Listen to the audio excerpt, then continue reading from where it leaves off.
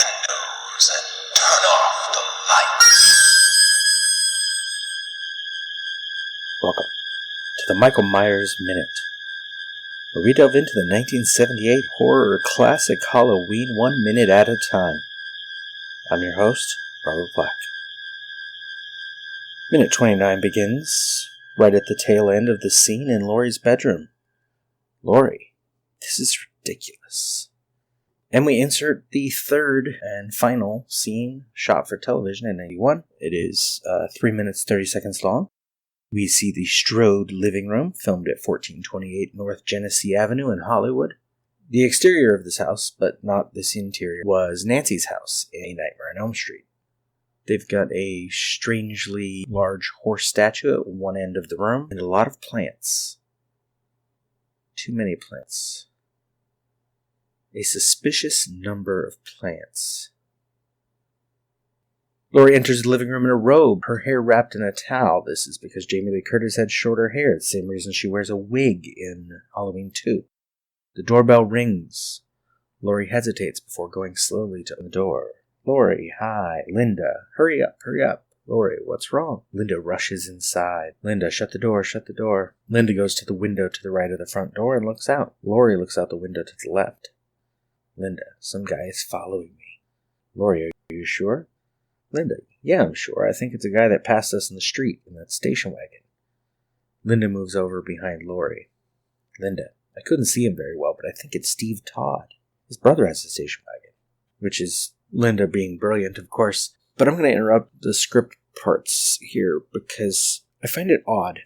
It's 1981. They've written Halloween 2. They're establishing Carpenter has written the script for Halloween 2, even though he did it while drinking. He still knows what's in it, right? They know now that Laurie is going to be established as Michael's sister. She's the target. She's the one he's stalking. It's not all of this fate randomness stuff from the first film. Why is he following Linda at all? I mean, he arguably kills Linda later because he's trying to create a whole thing for... Actually, this is an interesting question. Forget my notes. I'm just going to run with it. Michael is there. Forget the fate, forget the random, forget the destiny and death and force of nature stuff. He's there to kill his little sister because he killed the older sister and the Cult of Thorn tells him he has to. He's got to sacrifice his family so that everyone else can live. However that works. It's been a while since I watched Halloween 6.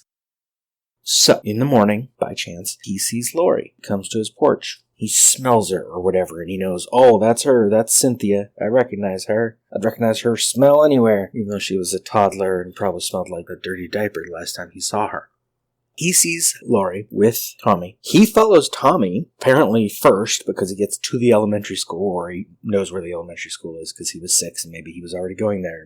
Let's see, 6 years old, he's going to be in, like, kindergarten or first grade, maybe. So he knows where the elementary school is. So he goes there, checks out Tommy. Tommy's all put upon and bullied, and Michael feels bad for him. And it's like, yeah, I'm not going to kill this kid. I'm going to go kill someone else. How about that girl who's with it? So he goes to the high school. Got to interrupt from the editing bay because I'm already getting the order of scenes mixed up. And he probably spends a little time, like standing outside different windows over and over. And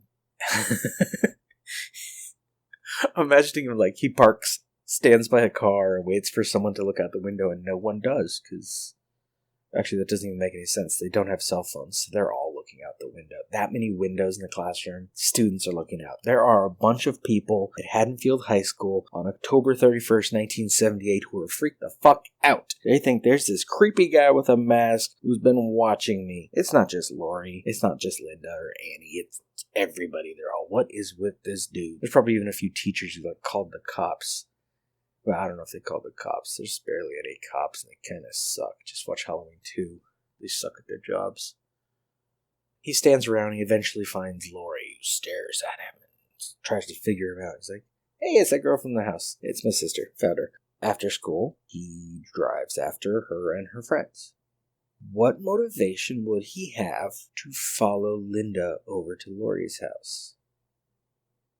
Oh, actually, I have it.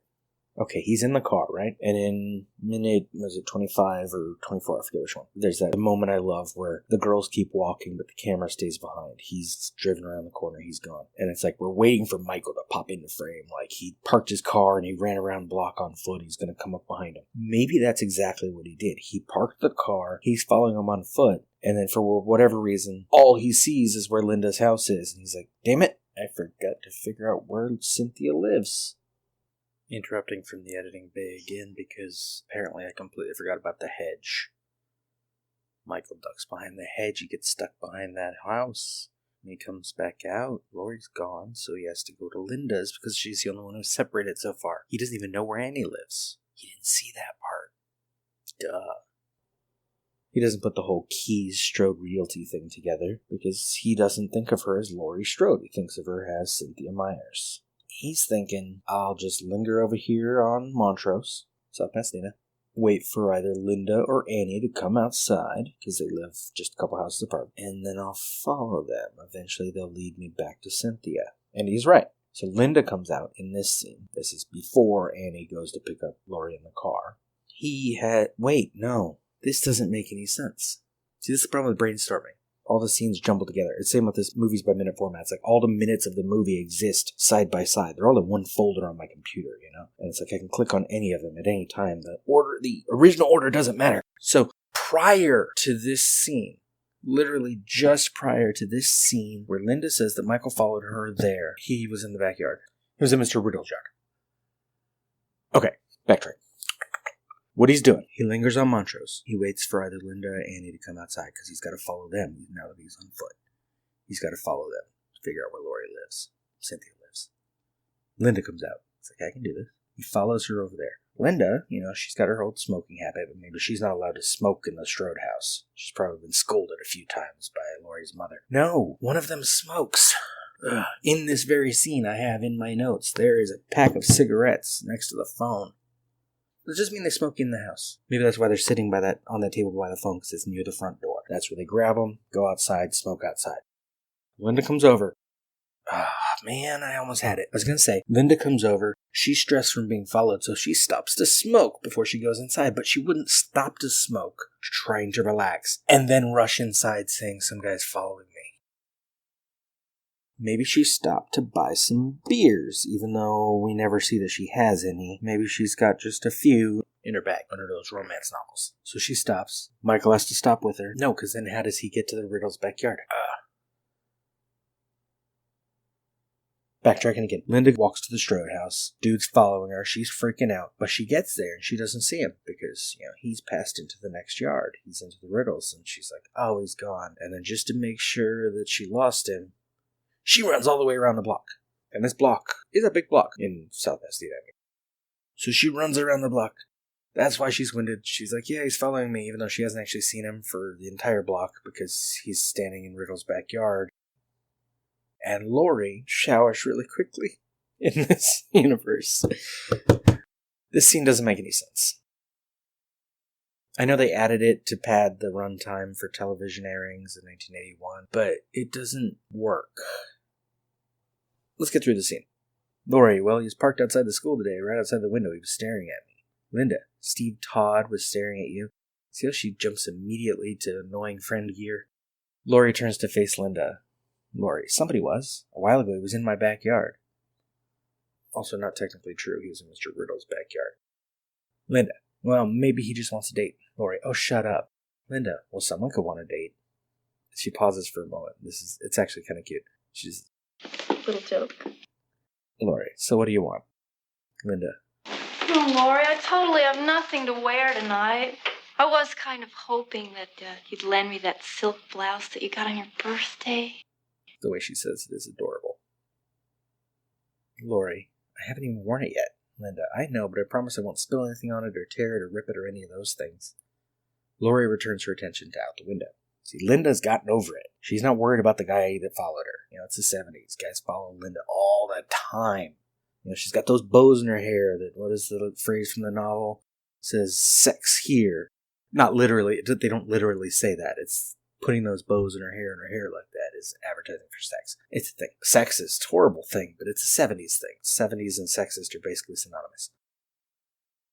Lori returns her attention out the window, and Linda says, Lori, stop worrying. It was Steve Todd. See, now she's not only over being freaked out about it, she's convinced it was Steve Todd. Maybe she's freaked out because she thinks Steve Todd is she doesn't like Steve Todd, you know? He's unpopular. Maybe he's a nerd. He's got Wait, I was going to say he's got glasses, but Bob wears glasses. Although Bob is an athlete. He's a pitcher, and he's a tight end for the Huskers, and possible valedictorian. Bob Sims is an overachiever. She likes overachievers. Meanwhile, this Steve Todd, his brother owns a station wagon. I'm not sure that's a bad thing. Where'd my notes go? The phone rings. Lori stares at it. Oh, this is where I have it in my notes. There's a pack of cigarettes, a matchbook, and an ashtray. Oh, there's an ashtray. So it's perfectly reasonable to smoke in the Strode house. Which the amount of white in this living room is actually a little strange. Maybe that's why they have all the plants, though, to scrub the air, clean it up, get them some breathable atmosphere going on. I'm not sure who smokes, whether it's Morgan or Pamela. It's clearly not Lori. We'll see her cough later, of course, when she takes one puff of a joint, even though she sort of takes more than one. We just don't see it. Clever editing, but we'll get to that when it happens in a later minute. Linda, we'll answer it. It's just a phone. You talked last minute about the importance of the phone in these girls' lives, so that's actually a weird phrase to say, it's just a phone. It's again where the 1981 scene isn't quite in sync with the 78 scene. Lori moves slowly to the chair and sits down to answer the phone, and in a wonderful little move, Linda kneels behind the chair and leans over to listen, like it's something they do all the time. They get on the phone. One of them's on there talking, the other one's listening. Lori, hello. Linda, who is it? Annie, from the phone. Lori. And we cut to Annie's bedroom, which is actually in this same house as the living room. She's got a TV on her dresser, she's got a big closet, and her bed, which she's lying on, is a mess. She has been trying out different outfits for later. Annie, I have to ask a big favor. I can't find anything to wear. Lori, to Linda. It's Annie. She wants to borrow something. Linda, you promised. Lori, to Linda. No, I didn't. Into the phone. Hi, Linda's here. She wants to borrow my new blouse. There's actually some great timing considering these three actresses hadn't worked together for 3 years. Like all their time they spent together on the first one, that was a while ago. Annie is in one shot of Halloween 2 as the dead body. Linda is back just for this scene. They got PJ Souls back just for this. But they have a nice rapport as like annoying friends, good friends who know each other and are used to doing this sort of thing. Like maybe they borrow stuff from Lori all the time because she has nice things, but she doesn't wear the nice things because she's too busy babysitting, too busy studying. Annie, Linda's a creep. Is that guy still creeping around your backyard? Lori, he followed Linda over here. See, that doesn't make any sense, as I already said. He couldn't have followed Linda there and been in the backyard before Linda got there. Which means, coming back to Michael's motivation, what is he doing? Why does he want all three of these girls dead already? This goes back to, like, slasher film lore outside of Halloween. Like, they're sinners. He has really good hearing. You don't know it because the film doesn't tell you, but it's totally canon. That he can hear really well. And from the station wagon, following them, he heard their plans for tonight. Bringing Bob and Paul over and like the whole orgy thing that was going on. He read between the lines. He may have the mind of a 6-year-old, but he knows what an orgy is. And there's the title. Oh, man.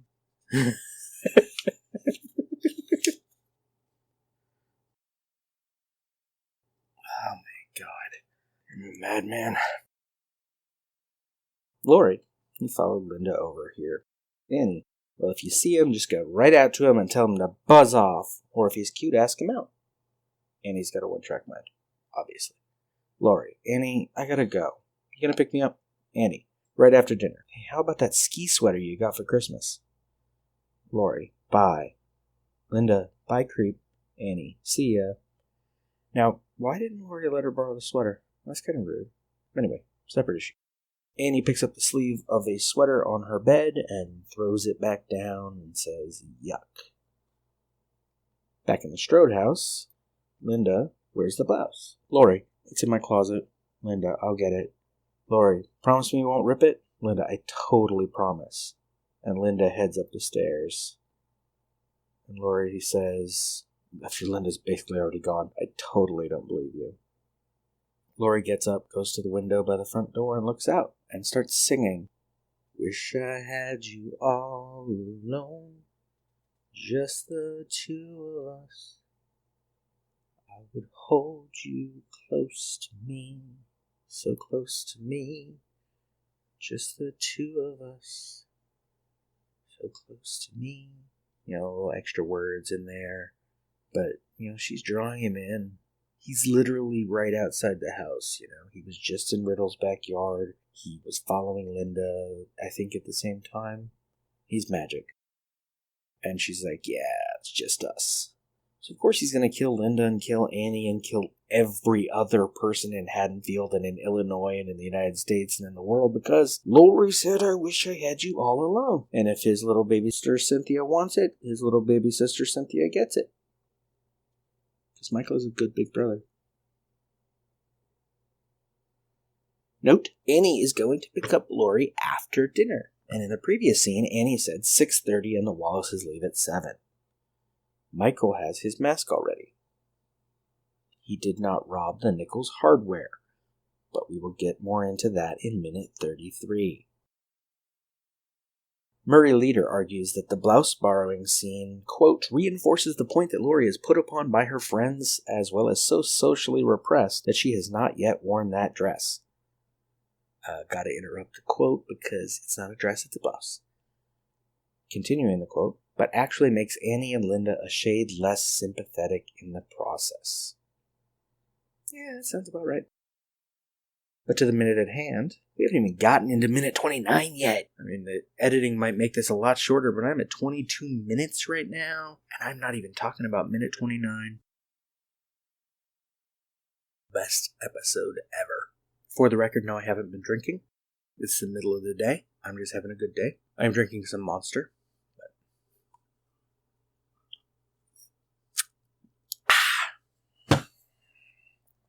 Second 6, we cut to the exterior of Lori's house, dusk. This scene is split from the way it was written. In the film, Lori sits and waits, Annie picks her up, and just as Annie is handing Lori the joint, we cut to the cemetery. In the script, the cemetery scene comes first, and there is no awkward cutaway on the joint transfer.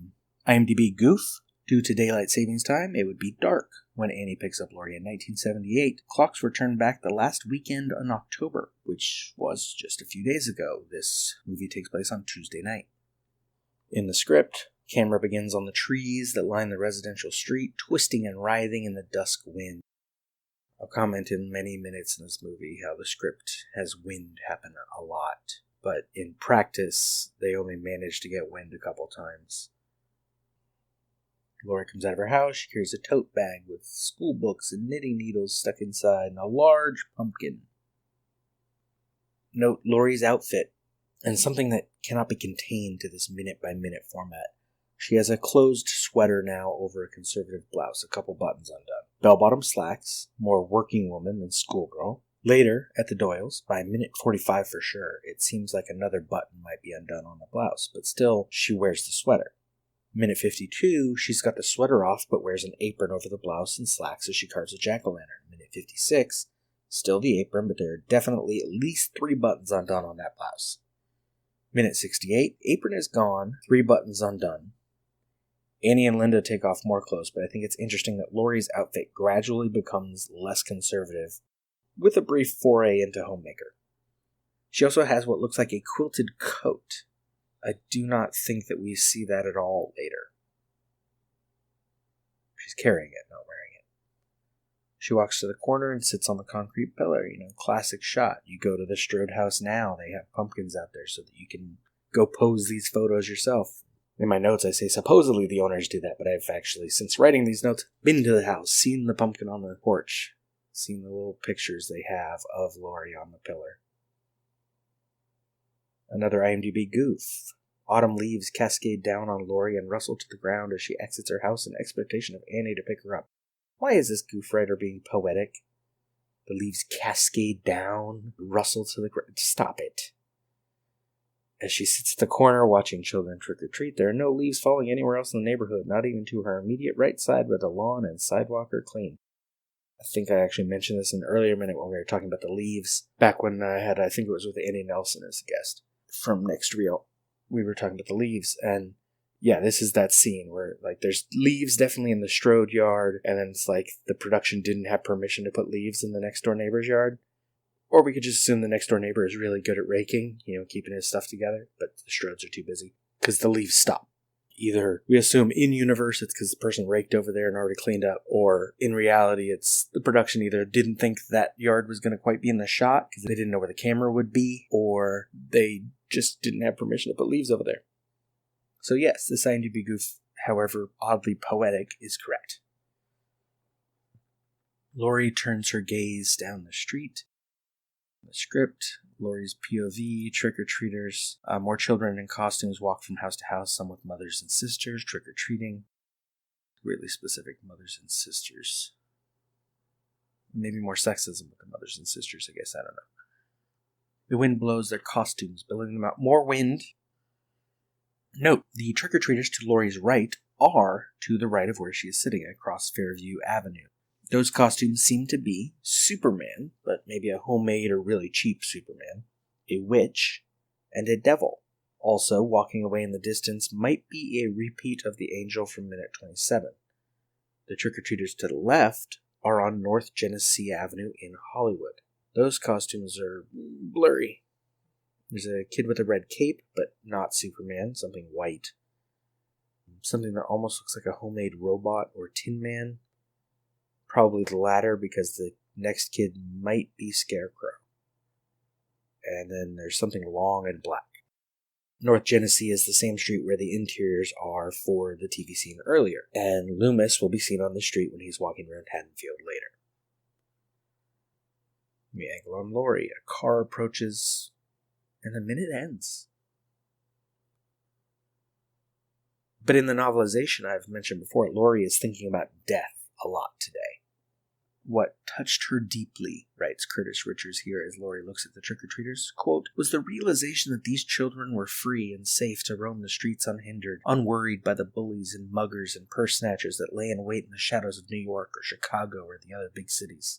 There was no danger to the child who walked down the sundown streets of Haddonfield, at least not, Laurie pondered, from without. But from within? Was it not possible that among these dozens of gaily cavorting children there was one capable of a crime so heinous it made the gorge rise in your throat just to think about it? It would be ridiculous, laughable, had it not been so 15 years ago this very night. They said he had on a clown costume, Laurie said. It's weird, it says said instead of thought. Scanning the little revelers for a clown costume, she found 4 in the space of a minute. That one of them could produce a knife and ventilate her entrails was a thought far more horrifying than the thought of the same knife wielded by some city cutthroat, from whom you at least expected it. Laurie flashed for a second on Judith Myers and tried to put herself in Judy's place as the boy with the rosy cheeks and fawn eyes exposed the blade of his butcher knife and began to advance on her. It's a joke, you can stop now, Laurie heard herself telling her own imaginary kid brother. The brother didn't stop. When he brought the blade up and then down the first time, just before the point penetrated your flesh, you knew something about evil that had been forgotten for centuries, maybe millennia. You knew in that instant that everything you had been brought up to believe, everything you had counted on for security, everything you took for granted as normal, all of it was a lie of such enormity that if you could live for another 100 years, let alone another 5 seconds, you could never fully grasp it. In that instant of frozen time between the downward thrust of the child's arm and the searing agony of his blade plunging hotly into your body, your mind took stock of everything that had meant comfort to you. The television set and the air conditioner, the late model car with 300 horsepower and rack and pinion steering and disc brakes, the refrigerator freezer that made ice cubes, the electric range that signaled you when your roast was ready, your gas heater that flicked on automatically when the temperature in your home dropped below 65 degrees, the happy house and loving parents, and terrific teachers and great friends. You surveyed them all, and they were lies, for when it came to shielding your belly from the crazed 6-year-old's right hand. These comforts were as thin as the silk panties that shielded it now, for all the protection they rendered. End quote. And Laurie is startled out of this reverie by kids saying trick or treat. But movie Laurie, despite having seen The Shape a few times today, seems remarkably carefree. That is all for minute 29. The Michael Myers Minute is a production of Lemming Drops Studio. You can find more content at lemmingdrops.com.